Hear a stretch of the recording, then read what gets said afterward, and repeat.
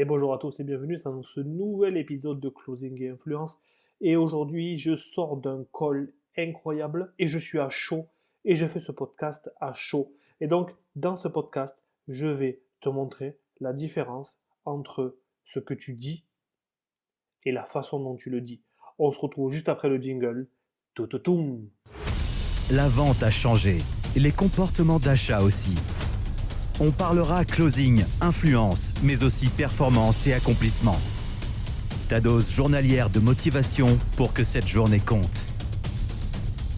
Closing et influence. Yes, on est de retour. Du coup, la vente a changé, les comportements d'achat aussi, et les gens ne sont plus dupes. Les gens ont besoin d'entendre la vérité. Mais tu ne peux pas faker la vérité. Est-ce que tu comprends ce que je veux dire? Tu ne peux pas faker la vérité. D'ailleurs, l'authenticité, c'est la seule chose que tu ne peux pas tromper, parce que tu peux tromper les chiffres, tu peux tromper ta façon de dire les choses. J'écoutais ou j'ai vu un de mes mentors qui disait récemment que euh, qui tu es en privé est plus important que ce que tu dis en public. Donc à partir de là, c'est la seule chose que tu ne peux pas tromper, c'est ton authenticité. Si tu n'es pas authentique, tu ne pourras pas faire quelqu'un qui est authentique, parce que les gens maintenant sont beaucoup plus sophistiqués qu'avant. Et je veux faire dans ce podcast la différence entre ce que tu dis et la façon dont tu le dis. Aujourd'hui, j'ai eu un excellent appel avec quelqu'un qui avait peur par rapport à l'argent. Et au lieu de tacler l'objection comme je sais très bien le faire parce qu'on me l'a appris, on m'a montré comment aller chercher l'objection de l'argent, il y a une façon de dire des choses. Il y a une façon de faire une boucle. Il y a une façon de revenir sur les notes que j'avais prises durant cet appel. Parce que pendant cet appel, les notes que j'avais prises m'ont permis de la recentrer, de la recalibrer. Et à chaque fois que son côté rationnel venait la chercher sur ce qu'elle ne pouvait pas faire, je la remettais sur son émotionnel. Parce que oui, monsieur, dame, l'achat est émotionnel et on essaie de le rationaliser par la suite avec la tête. Mais l'achat reste émotionnel. Aujourd'hui, cette personne-là n'a pas acheté un coaching. Cette personne-là s'est acheté une nouvelle vie, elle s'est acheté des nouveaux résultats et surtout, elle s'est choisie elle-même.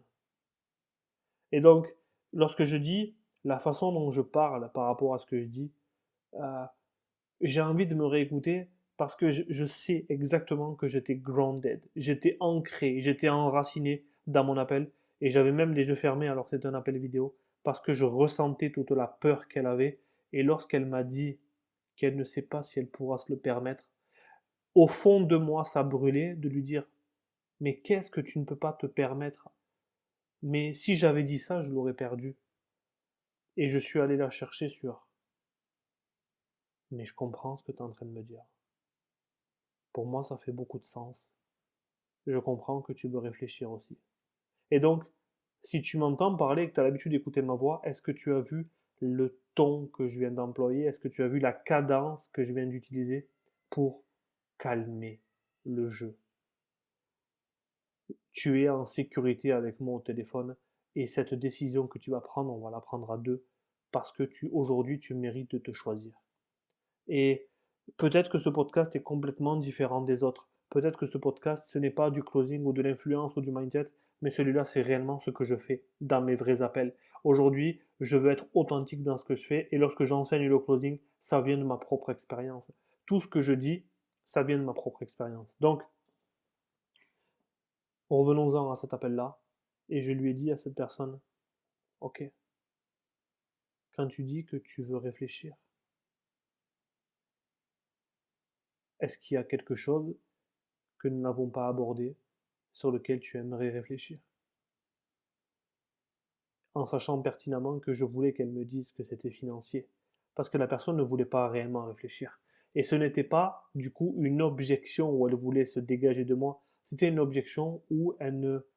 J'ai très très bien ciblé, excusez-moi de m'envoyer des fleurs, j'ai très très bien ciblé le fait que c'était une objection liée à la peur. Parce que oui, il existe différents types d'objections et quand tu sais les identifier, tu ne tacles pas une objection, tu n'accompagnes pas une objection de peur comme tu accompagnes une objection d'écran de fumée, comme tu accompagnes une objection logistique. Je ferai un live là-dessus, enfin j'ai déjà fait un live là-dessus, mais peut-être que je ferai un podcast sur les objections. Et donc, j'ai accompagné cette personne à prendre sa décision comme qui elle devait être et non pas comme qui elle était aujourd'hui.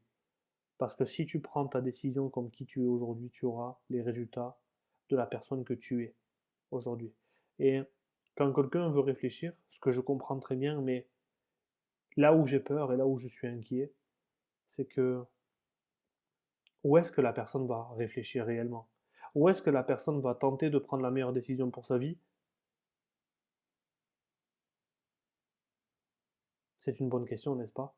Où est-ce que réellement elle va aller réfléchir? Est-ce qu'elle va aller sur son canapé et se dire bon, je le fais pas? Non, elle va pas aller réfléchir. Ou alors si elle va réfléchir, elle va aller prendre sa décision d'un endroit où elle n'est pas dans l'abondance. Parce que si tout fait sens pour elle, qu'est-ce qui l'empêche de passer, d'aller de l'avant avec moi lors de l'appel? Et donc la façon dont tu dis les choses aujourd'hui a beaucoup plus d'importance que les mots que tu dis.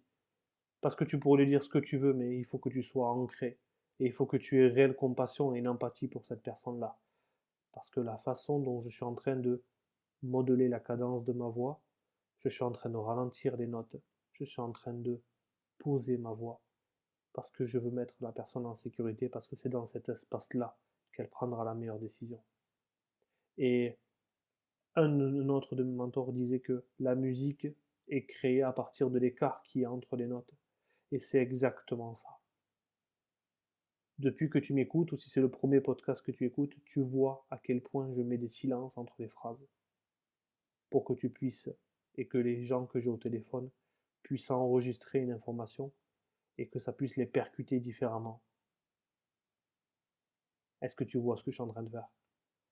Donc voilà aujourd'hui ce que je veux que tu comprennes par rapport à ce que c'est le closing. Quelle est l'essence du closing pour moi?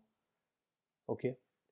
Mais quoi qu'il arrive, je te souhaite quand même une excellente journée. Je veux que tu mettes en action immédiatement ce que tu as appris avec moi.